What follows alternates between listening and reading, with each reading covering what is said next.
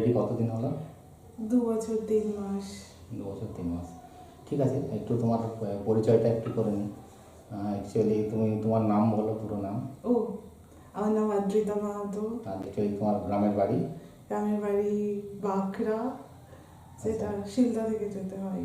শিলদা থেকে কত kilometre? Approximate 7 kilometre. 7-8। Shilda থেকে 7 কিলোমিটার দূরে বাগড়া গ্রাম রয়েছে, সেখানে তোমার বাড়ি। আর সেখান থেকে তুমি অ্যাকচুয়ালি কর্মসূত্রে বাবা থাকেন হচ্ছে কাটোয়াতে, বর্ধমানের কাটোয়াতে। তো সেখান থেকে তোমার পড়াশোনা বলো সব কিছু শুরু। অ্যাকচুয়ালি তোমার জন্মস্থান কি কাটোয়া? হ্যাঁ, আমার জন্মস্থান একদম জন্মস্থান কাটোয়া। তোমার ভাই দুজনেরই জন্মস্থান কাটোয়া। একদম। আচ্ছা, ওখানে তোমার এডুকেশনটা বলো, তুমি কোনখান থেকে প্রথমে কোথায় পড়তে?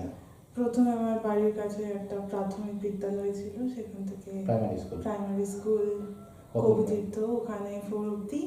দেন কাটোয়ার কাছে একটা গ্রাম আছে সুদপুর বলে, সেখানে সুদপুর হাই স্কুল থেকে আমি 10th অব্দি পড়ি।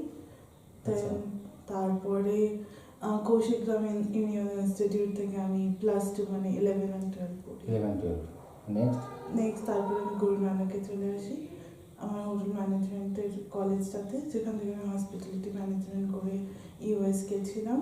ইউএস তুমি কোন সময়, কোন ইয়ারে গেছিলে? 2019-20 2019-20 তুমি ইউএসএ গেছিলে। মানে সেই লকডাউন পিরিয়ডের একদম সেই সময়টাতে আমরা খুবই চিন্তা করছিলাম যে তুমি ইউএসটা বেশি এফেক্টেড এরিয়া হিসাবে আমরা ধরছিলাম। ওই সময় তুমি ওখানটাতে ছিলে। তা কত 2019-20 থেকে কতদিন ছিলে ইউএসএ? 19 জুলাই গেছিলাম, 20 মেতে এসেছিলাম। আরও বেশি থাকার কথা ছিল, বাট কোভিডের জন্য আর কি সব কিছু তাড়াতাড়ি শেষ করে চলে আসতে হয়েছে। আচ্ছা, ওখানে কি কোনো ইউএসএ তুমি কোনো একটা আমি ইন্টার্নশিপ করতে গেছিলে ইউএসএ? আচ্ছা, তারপরে হচ্ছে কি যে সময়টা 2020 থেকে 2024 না 2022 পর্যন্ত। হ্যাঁ, তো 21-এ তো আমি জব করতাম ব্যাঙ্গালোরে মণিপাল হসপিটাল, যেটা মেন ব্রাঞ্চ এইচএল রোডে। আমি এইচআর এক্সিকিউটিভ হিসাবে জব করছিলাম। ওখানে 1 বছর মতো জব করি আমি, সেপ্টেম্বর 2022 অবধি। মানে জুলাই লাস্টে আমার নোটিস পিরিয়ড ছিল, তো আমি জব করার সাথে সাথেই বাইরে যাওয়ার পড়াশোনাটাও চালিয়ে যাচ্ছিলাম। তারপরে তুমি অফার পেলে লন্ডনে যাওয়ার জন্য। হ্যাঁ। তো লন্ডনে তুমি গেলে কোন ইয়ারে গেলে? 2022-এ তুমি লন্ডনে গেলে। লন্ডনে গিয়ে ওখানে তুমি কোথায় জয়েন করলে? আমি আমার ইউনিভার্সিটি জয়েন করলাম, যেটা ছিল ইউনিভার্সিটি অফ এক্সিটার। এক্সিটার। আচ্ছা, ইউনিভার্সিটি অফ এক্সিটার। হ্যাঁ, তো ওটা মানে খুবই ভালো ইউনিভার্সিটি। আমি মানে খুব খুশি যে আমি ওই ইউনিভার্সিটিটাকে চুজ করেছিলাম। আচ্ছা, ভীষণ ভালো। দেন তারপরে ওখান থেকে যখন আমি মাস্টার্স কমপ্লিট করতে করতে আমি জবের অফার পেয়ে গেছিলাম। তো ডেজিটেশন যে আমাদের পেপারস জমা দিতে হয়, তো পেপার আমি জমা দিয়েছি 1st of September 2023 and 2nd September থেকে আমি আমার অফিসে জয়েন করে নিয়েছি। তো এই মুহূর্তে তুমি আছো লন্ডনে, লন্ডন প্রপার টাউনের মধ্যে তুমি থাকো? হ্যাঁ, প্রপার টাউন। আচ্ছা, তো ওখানে হচ্ছে গিয়ে আমাদের এখান থেকে ঠিক আন্দাজ করার মতো নয়, কারণ ওখানে পরিবেশটা অবশ্যই একটু অন্যরকমের। তো ওইখানে তুমি ঠিক কীভাবে থাকো? তুমি রেন্ট বাড়িতে না?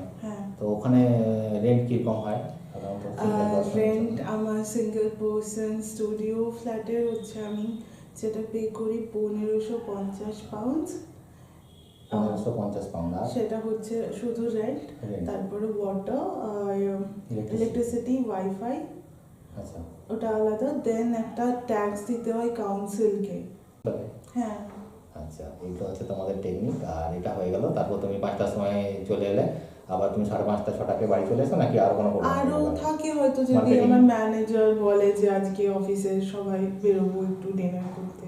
তো বেশিরভাগ সময় মানে যে উইকে 1-2 দিন অফিস যাই, সেদিন ওরকম অফিস কালিগদের সাথেই বেরোতে হয়। তো ডিনারও ওখানেই হয়ে যায় সবার সাথে, ডিনার। আচ্ছা, আমি একটু জিজ্ঞেস করি, তুমি যে অফিসে কাজ করো সেই অফিসে তোমার কলিগ যাদেরকে বলছো, মানে সহকর্মী, তো তারা অ্যাকচুয়ালি কি সবাই ইংলিশম্যান না আদার্স কান্ট্রি থেকে? আদার্স কান্ট্রিও আছে, ইংলিশ আছে।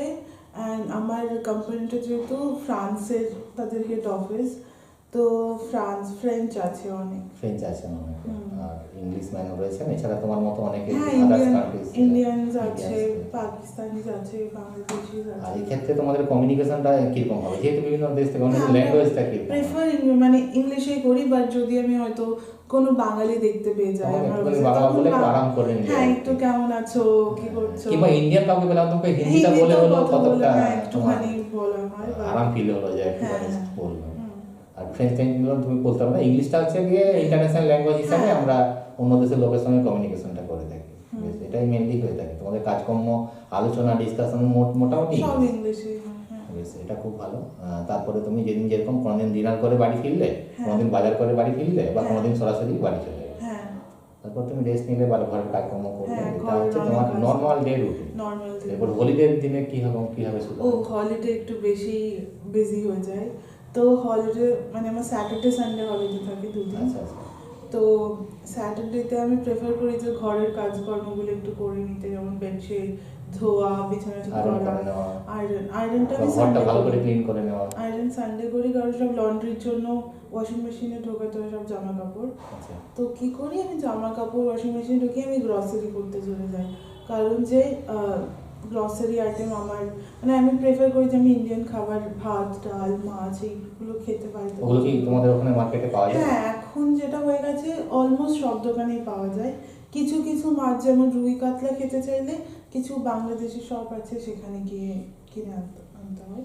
ওখানে মার্কেটগুলো মানে কি সবই শপিং মলের মতো, নাকি রাস্তার ধারে যেরকম? রাস্তার ধারেও আছে, বাট ছোট স্টোরও আছে। হ্যাঁ ছোট স্টোরও আছে, বাট মোস্টলি সেগুলোতে আইদার ভালো জিনিসপত্র পাওয়া যায় না, আর দামটা একটু বেশি হয়, তো প্রেফার করে মলে গিয়েই কেনা।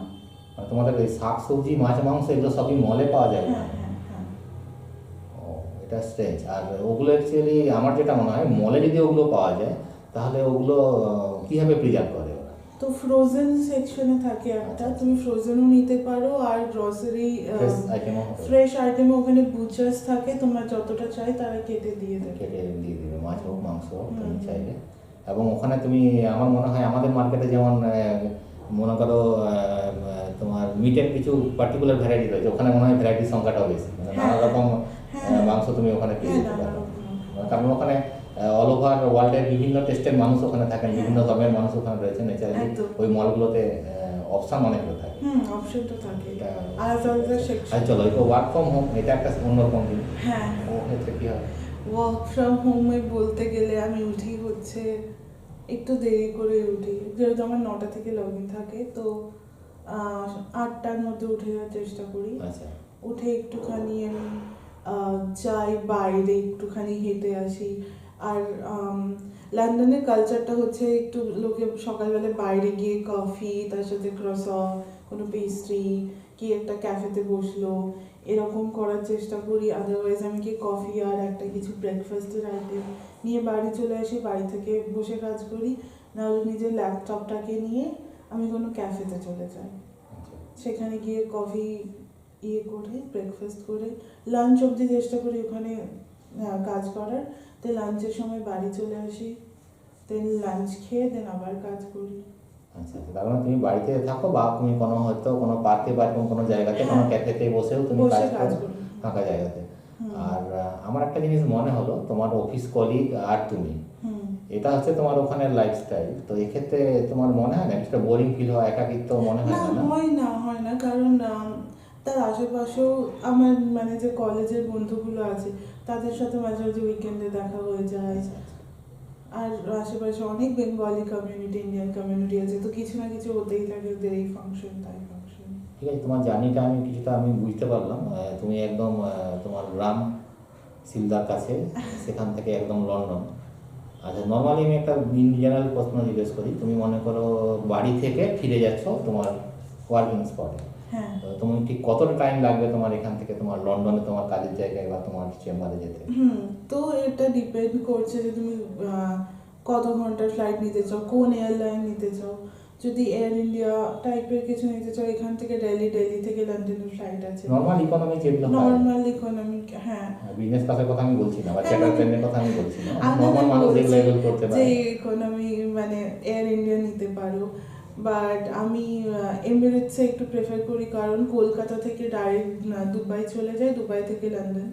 তো আচ্ছা। এখান থেকে দুবাই, কলকাতা থেকে দুবাই যেতে লাগে 4 ঘন্টা মতো।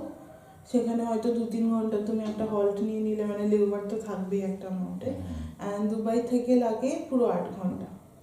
দুবাই থেকে পুরো 8 ঘন্টা লন্ডন তুমি ওখানে ল্যান্ড করছো। হ্যাঁ। 8-12 ঘন্টার জার্নি মোটামুটি বলা যায়, মাঝখানে আবার 4 ঘন্টা তুমি একটা ব্রেক মাঝখানে 4 ঘন্টার ব্রেক। আর ইন্টারন্যাশনালের জন্য এমনিতেই তোমাকে এয়ারপোর্টে 3 ঘন্টা বিভিন্ন রকম পেপারস ওয়ার্কার থাকে, সেগুলো হ্যাঁ। করতে হয়। তোমার সঙ্গে আগের আলাপে এগুলো নিয়ে আমি ডিসকাস করেছি, পেপার ওয়ার্কগুলো। আচ্ছা, সবচেয়ে ইকোনমিক ক্লাস যদি বলি, আমি ইন্ডিয়া থেকে কলকাতা এয়ারপোর্ট থেকে একবারে লন্ডন, তো মিনিমাম মানে তোমার ফেয়ার কত হতে পারে? সো যদি কেউ খুবই সস্তায় যেতে চায়, তো তার জন্য একটা ট্রিক আছে যে কলকাতা থেকে ফ্লাইট বুক না করে দিল্লি থেকে ফ্লাইট বুক করতে হবে এয়ার আচ্ছা, ইন্ডিয়াতে। তাহলে তুমি রাউন্ড ট্রিপ 300-400 পাউন্ডে পেয়ে যাবে, মানে 30-40 হাজার অফ সিজনে। আচ্ছা। আর 2-3 মাস আগে বুক করলে, কারণ কলকাতা থেকে করলে ফ্লাইটগুলো একটুখানি বেশি হয়ে যায়। তো তুমি একটা কাজ করতে পারো, এখান থেকে দিল্লি চলে গেলে একটা ফ্লাইটে ওখানে লাগবে 3-4 হাজার, চলো 5 হাজার ম্যাক্সিমাম। আর দিল্লি থেকে আবার 30-40 হাজারে রাউন্ড ট্রিপ হয়ে যাবে। মোটামুটি তুমি এখান থেকে লন্ডন যেতে গেলে 50,000 প্লাস তোমার। হ্যাঁ, যদি কলকাতা থেকে যাই তো ওয়ান ওয়ে 30-40 হাজার হয়ে যাবে। 30-40 হাজার টাকা তো লাগবে, ফিরে আসার সময় কমপক্ষে ওটা লাগবে। এরপর বিজনেস ক্লাসগুলোতে তো কোনো সীমা নেই, তুমি লক্ষ লক্ষ টাকা খরচ করতেই পারো তোমার টাইম বাঁচানোর জন্য। তুমি কম সময় আসতে না, চাও, টাইম বাঁচানোর জন্য, ওটা মোস্টলি তোমার কমফর্টের জন্য। টাইম তো সেমই লাগবে। Class is class. হ্যাঁ। ক্লাসের জন্য কত টাকা লাগতে পারে তার কোনো হিসেব মনে হয় তুমি বেশি বুঝো ওগুলো, যে অ্যাকচুয়ালি 1 কাপ চায়ের দাম হচ্ছে গিয়ে মিনিমাম হতে পারে 5 টাকা হতে পারে আমাদের মার্কেটে, সেটাই ইনফিনিটিভ জায়গায় আমরা ভাবতে পারবো না যে 1 কাপ চায়ের দাম কত হতে পারে। অবশ্যই সেটা অ্যাকচুয়ালি ক্লাসের জন্য, অন্য কিছু নয় যে ফুড ভ্যালু অত গুণ, এটা নয়। অনেক মানে রেস্টুরেন্ট আছে লন্ডনে 1 কাপ চায়ের দাম 150 পাউন্ড, মানে 15,000 টাকা। লন্ডনে এমন রেস্টুরেন্ট রয়েছে যেখানে 1 কাপ চায়ের দাম হ্যাঁ 15, মানে 15,000 টাকা, আমাদের হিসাবে বললে 15,000 টাকা। 15,000। আচ্ছা, বাবা। তার থেকেও বেশি আছে, এমনটা না যে ওটাই শেষ, মানে আমি এক্সপিরিয়েন্স করেছি ওটা অবধি। তাহলে তুমি এখন জাস্ট সরলভাবে চলে, তুমি কবে এসছো, কতদিনের জন্য এসছো? তো আমি এখানে ল্যান্ড করেছি এই 8th of November, আর আমি বেরোবো 8th of December। আচ্ছা, 1 মাস মোটামুটি টাইম নিয়ে। আর কোম্পানিতে তোমাদের ছুটি কীভাবে দেয়? ছুটি আমাদের পেইড হলিডে থাকে একটা দিনের জন্য, মানে কিছু দিনের জন্য। দেন তারপরে আমি যেটা মোস্টলি করি, আমি আর্ধেক ছুটি নিয়েছি, অর্ধেক ওয়ার্ক ফ্রম হোম নিয়েছি। তাতে আমি বাড়ি থেকে একটু, মানে বাড়ি থেকে পুরো কাজ করে নেবো, আর মাঝে 1-2 দিন করে ছুটি নিয়ে নেবো, নাহলে পুরোটা 1 মাস অ্যালাউ করবে না। আর তুমি কি তোমার এই ফিউচার প্ল্যানিং কীরকম? তুমি কি লন্ডনে থাকতে চাও লম্বা এখন আপাতত প্ল্যান? আপাতত তো লন্ডনেই থাকতে চাই, বাট দেখা যাক। আমি মানে ওপেন টু রিলোকেশন টাইপের ব্যাপার। আমি অন্য কোথাও যদি আমি বেটার অপরচুনিটি পাই তো কেন না। হ্যাঁ, সেটা তো নিশ্চয়ই, সেটা তুমি এখন ডিসিশন করছো না। এই মুহূর্তে আমার লন্ডন ভালো লাগছে। হ্যাঁ, এই মুহূর্তে ঠিক আছে, কমফোর্টেবল লন্ডনে। বেশ, ভেরি গুড। ঠিক আছে, তাহলে তুমি এসছো অনেকদিন পরে, তোমার সঙ্গে 2 বছর পরে দেখা হলো, ভালো লাগলো। আর একটুখানি আলাপ করলাম। মানে অ্যাকচুয়ালি আজকে আমি গত 2 দিন আমি ছুটি নিয়েছি তোমার সঙ্গে একটুখানি মানে বেশি করে তোমার খোঁজ খবর নেওয়ার জন্য। আর আমরা এখান থেকে বসে বসে তোমার চোখ দিয়ে লন্ডন দেখছি, তো ভালো লাগলো তোমার সঙ্গে গল্প করে। ঠিক আছে। আমার খুব ভালো লাগলো।